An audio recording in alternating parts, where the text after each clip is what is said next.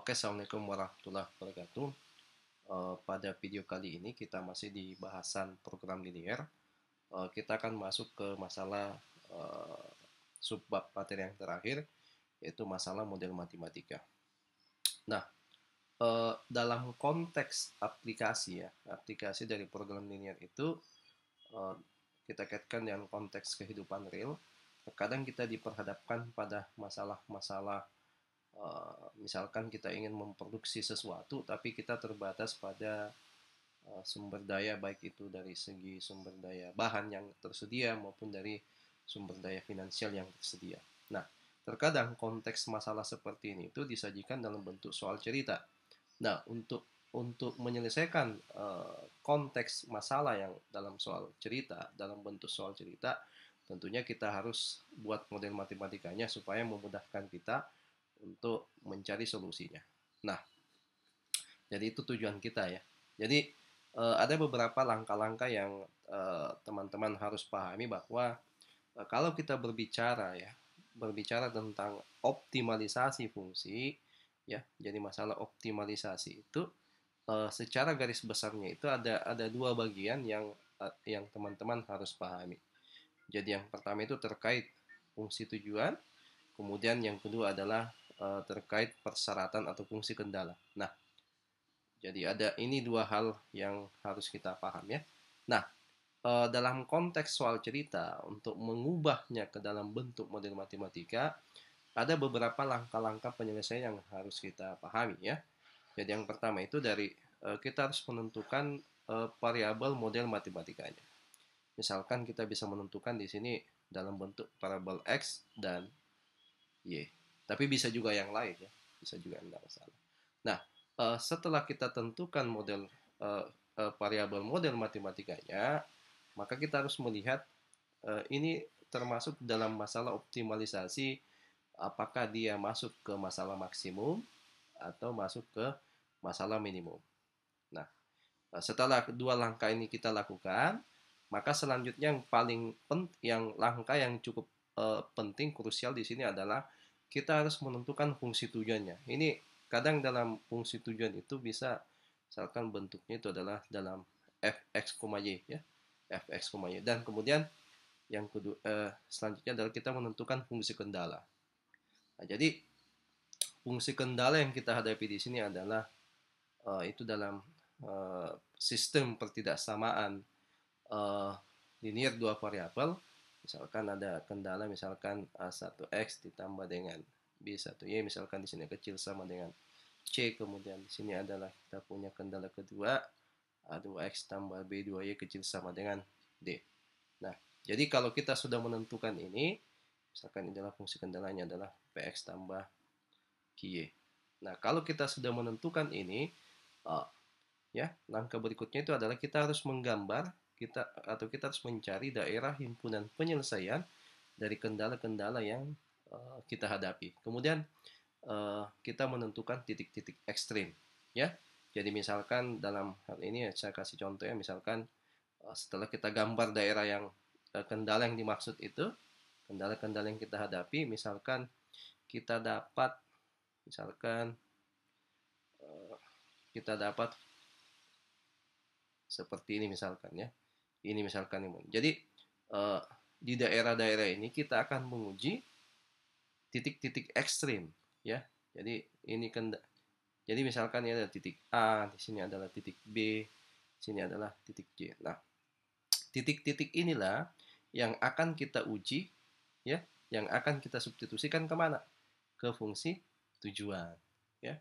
Jadi proses atau logik berpikirnya seperti itu. Jadi saya tegaskan yang pertama, harus diidentifikasi variabelnya, kemudian setelah kita identifikasi, kita harus tentukan tuh apakah ini termasuk dalam masalah maksimum atau minimum, kemudian setelah diidentifikasi masalah optimalisasi fungsinya, kita harus tentukan fungsi tujuan, kemudian kita harus menentukan fungsi kendala.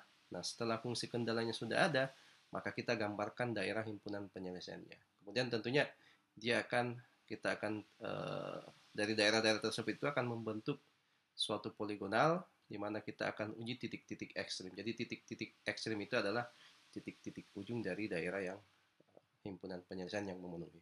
Kemudian titik-titik tersebut yang kita dapat itu kita substitusi ke fungsi tujuan. Jadi logik berpikirnya seperti itu, alur berpikirnya seperti itu. Ya, untuk lebih jelasnya teman-teman bisa bisa lihat ke contoh soal ya. Nah, sekarang kita lihat contoh soal. Nah, di sini kita punya, jadi seorang penjahit membuat dua jenis pakaian ya. Jadi ada dua jenis pakaian. Sini ada dua jenis pakaian untuk dijual ya. Pakaian jenis pertama itu memerlukan 2 meter kain katun, kemudian 4 meter sutra. Dan pakaian jenis kedua memerlukan 5 meter katun dan 3 meter sutra. Bahan katun yang tersedia adalah 70 meter, ini katun ya. Kemudian sutra 84 meter. Pakaian jenis pertama dijual dengan laba 25.000 dan pakaian jenis kedua dijual dengan laba 50.000. Agar ia memperoleh laba yang sebesar-besarnya, maka banyaknya pakaian masing-masing adalah. Nah, langkah pertama yang teman-teman harus lakukan di sini adalah kita harus menentukan variabelnya dulu ya. Jadi karena di sini kita lihat ada dua jenis pakaian, maka kita misalkan variabelnya itu adalah pakaian jenis pertama itu kita misalkan sebagai X ya. Jadi kita misalkan pakaian ya jenis pertama kita misalkan sebagai X ya. Kemudian pakaian jenis kedua kita misalkan sebagai Y. Nah, kemudian dari dua jenis pakaian ini memerlukan dua jenis kain ya, yaitu dia memerlukan kain katun dan dia memerlukan kain sutra. Nah, untuk memudahkan kita bisa buat dalam bentuk tabel ya. Jadi di sini jenis pakaian pertama itu adalah X, kemudian jenis pakaian kedua itu adalah Y ya. Kemudian jenis kainnya itu yang pertama di sini butuh katun ya. Sini katun, di sini sutra. Nah, seperti itu. Nah, kita lihat pakaian jenis pertama, dia butuh katun berapa? Dia butuh katun 2 meter. Berarti di sini 2 meter. Nah, kemudian dia butuh kain sutra berapa? Dia butuh 4 meter. Oke? Nah, kemudian pakaian jenis kedua, dia butuh katun berapa? Dia butuh katun 5 meter. Sutranya berapa? Sutra 3 meter. Nah, ya. Kemudian dari soal kita ketahui bahwa katun yang tersedia itu jumlahnya adalah 70 meter. Berarti di sini katun yang ada itu, bahan yang ada itu maksimal 70 meter. Kemudian untuk yang kain sutra yang tersedia itu adalah 84 meter. Di sini 84. Ya. Nah, ini modelnya ya. Ini variabelnya X dan Y, kemudian ini fungsi kendalanya kita rumuskan dalam bentuk seperti ini. Nah, kita tentukan nih, berarti ini fungsi kendalanya ya. Nah, berarti kita bisa tulis dari sini, berarti untuk yang kain katun yang ada itu kan 70 ya. Artinya bahan yang tersedia itu maksimal 70 meter. Ya. Oke. Kata-kata tersedia berarti dia maksimal punya maksimal bahan yang ada itu maksudnya 70 meter ya. Kecuali kalau misalkan minimal, kata-kata minimal berarti itu yang paling sedikit, berarti tanda itu adalah lebih besar sama dengan ya. Sekecil mungkin, sebesar mungkin ya. Oke, berarti ini adalah kita punya model pertama itu adalah fungsi kendala yang pertama itu adalah 2x ditambah 5y kecil sama dengan 70. Ya. Jadi ini untuk katun, kemudian 4x ditambah 3y kecil sama dengan berapa? 84. Nah, tentunya karena kita berbicara kuantitas di sini, maka x dan y itu kita harus batasi. X dan y itu adalah besar sama dengan 0. Oke, jadi ini fungsi kendalanya. Nah, sekarang kita harus tentukan fungsi tujuannya. Dalam hal ini kan kita maksimumkan ya, maksimumkan fungsi tujuan ya. Nah, berarti dari sini kita ketahui bahwa karena kita memilih variabel x dan y, maka fungsi tujuannya itu adalah dalam bentuk f x y. Berarti akan sama dengan 8. Berarti pakaian jenis pertama kalau dia terjual 1, untungnya 25.000. Berarti kalau kita produksi sebanyak X, berarti untungnya adalah 25.000 X ya.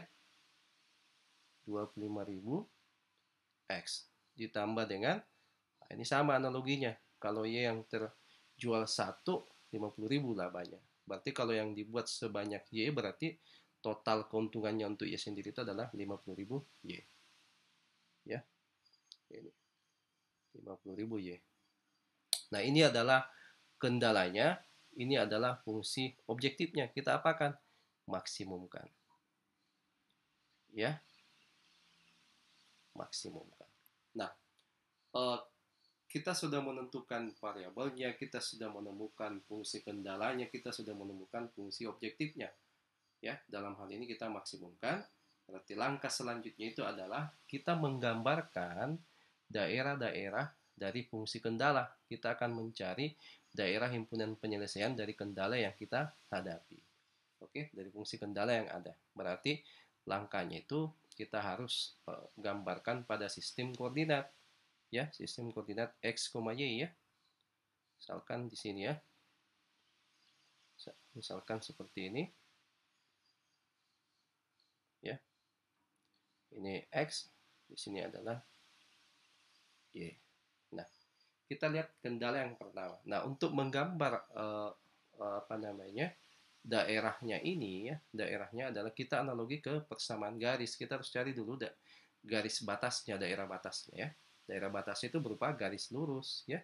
Nah, kita lihat berarti kita cukup mencari titik potong terhadap sumbu x dan titik potong terhadap sumbu y. Kedua titik tersebut kita nanti hubungkan kedua titik potong itu ya. Nah, untuk mencari titik potong terhadap sumbu x berarti y-nya kita abaikan. Ini dinolkan. Berarti kita peroleh 2x sama dengan 70. Berarti kita dapat x-nya berapa? X-nya adalah 3, 5. Oke? Nah, untuk mencari terhadap sumbu y-nya, kita nolkan x-nya. Berarti kalau 5y sama dengan 70, berarti y-nya kita dapat berapa? 14. Oke, ada dua titik. Ada dua titik. Kita hubungkan kedua titik itu. Seret. Ya. Nah, sekarang kita lihat apakah daerah yang memenuhi itu adalah daerah yang di atasnya, dalam sebelah kanan atau sebelah kiri. Kita lihat tandanya tuh, kecil sama dengan, ya. Berarti kalau kita mengambil uji itu misalkan titik di sini ya, ya, ini kan daerah kurang dari ya, berarti arisannya adalah ke bawah. Oke. Nah, jadi pada dasarnya kalau koefisien X positif, ya, koefisien X positif, kalau dia tandanya kurang dari atau sama dengan, maka arsiran yang memenuhi itu adalah daerah sebelah kirinya. Kalau dia negatif, ya, kalau dia negatif sebaliknya, ya, yang kurang dari itu adalah daerah yang di atas. Jadi berkebalikan. Nah, sekarang kita lihat yang kedua tuh. Kita punya yang kedua, itu adalah 4x tambah 3y kurang dari sama dengan 84. Caranya sama. Cari titik potong terhadap sumbu x dan cari titik potong terhadap sumbu y. Berarti kita dapat tuh. Kita nolkan y-nya untuk dapat x-nya. 4x sama dengan 84. Berarti x-nya saya dapat berapa? 21. Di sini adalah 21. Oke. Kemudian untuk dapat y-nya, x-nya diabaikan saja. Nolkan saja ini ya. 3y sama dengan 84, berarti y-nya berapa? 28 ya. 28. Kita dapat misalkan di sini ya. Nah, kedua titik itu kita hubungkan. Jadi kita peroleh seperti ini ya. Nah, daerahnya kemana? Dia kurang dari. Koefisien X-nya positif. Berarti daerah sebelah kiri. Berarti yang ini ya. Yang ini. Oke. Nah, ingat. Kita berbicara dalam konteks seksinya positif. Berarti kita batasi yang daerah sini. Ya. Berarti kita batasi yang di sini ya. yang di sebelah atasnya Y, kemudian yang di kanannya X, ya. Berarti kan ke sini semua nih. Berarti yang terkena arsiran, ya, arsiran dari ketiga, yang irisan dari ketiga kendala ini adalah yang ini, ya, yang ini, daerah ini. Oke. Nah, inilah kita peroleh daerah poligonalnya. Berarti selanjutnya adalah kalau kita sudah mendapatkan daerah yang memenuhi dari fungsi kendala yang ada, berarti kita tentukan titik-titik ekstrim, ya. Misalkan di sini ini titik A, ya, ini titik A, kemudian di sini adalah titik B, ini adalah titik C, kemudian di sini adalah titik D, ya. Berarti titik-titik ekstrimnya itu adalah titik A, kemudian titik B, ke titik C, dan titik D. Oke? Nah, untuk lebih mudah, kita buat dalam bentuk tabel, ya, supaya lebih mudah. Berarti di sini adalah titik ekstrim, ya. Titik A itu adalah 0,0, kemudian titik B-nya itu adalah 21,0, ya. 21,0, titik C-nya itu adalah kita belum tahu, ya. Titik D-nya itu adalah berapa? 0,14, ya. Oke.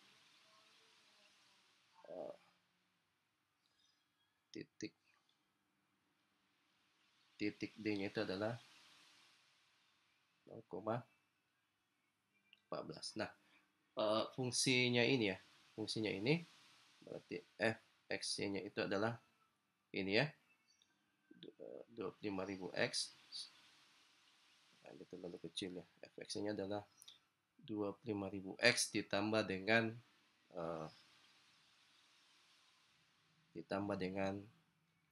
50.000 Y, ya. Oke. Jadi sini fx kita maksimumkan, ya.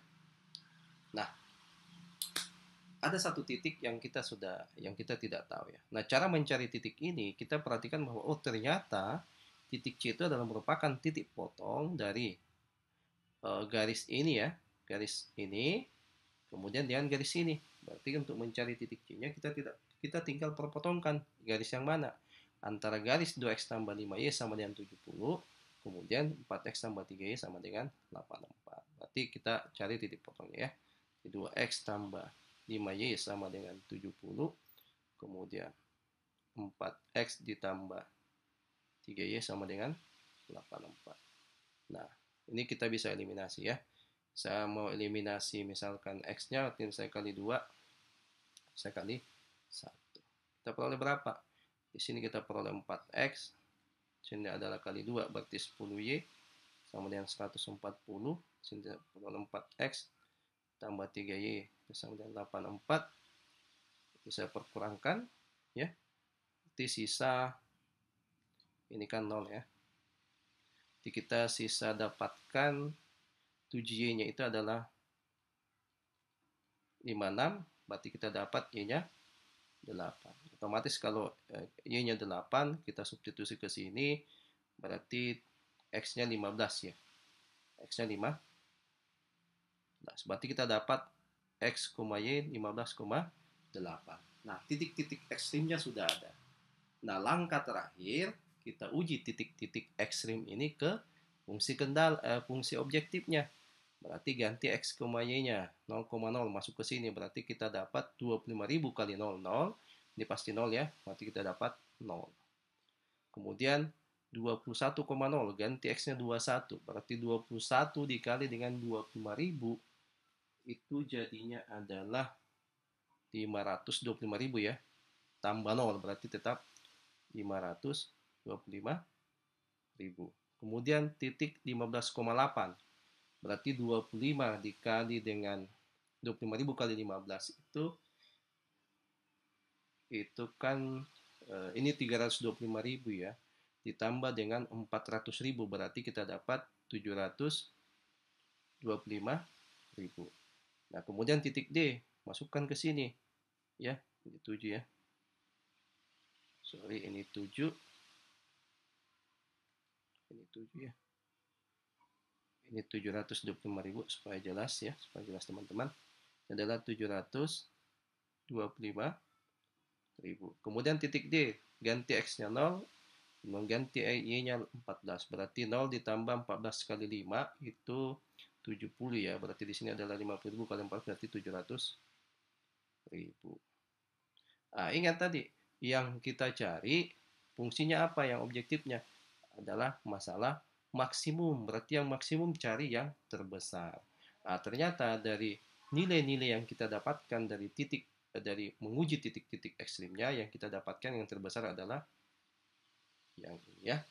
Berarti dengan kata lain, supaya dia agar penjahit tersebut memperoleh laba yang sebesarnya, maka pakaian jenis pertama itu harus dibuat sebanyak 18 dan pakaian jenis kedua itu harus dibuat sebanyak 15 potong ya.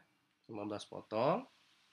Kemudian pakaian jenis kedua itu sebanyak 8 potong. Ini adalah pakaian jenis 1 dan ini adalah pakaian jenis 2. Cari di option yang seperti itu. Berarti pakaian jenis 1 15 potong dan pakaian jenis kedua 8 potong. Berarti jawaban yang benar adalah A. Oke, saya kira cukup. Mudah-mudahan pembahasan singkat dari konsep ke teori konsep kemudian ke contoh soal cukup bisa membantu teman-teman. Terima kasih. Assalamualaikum warahmatullahi wabarakatuh.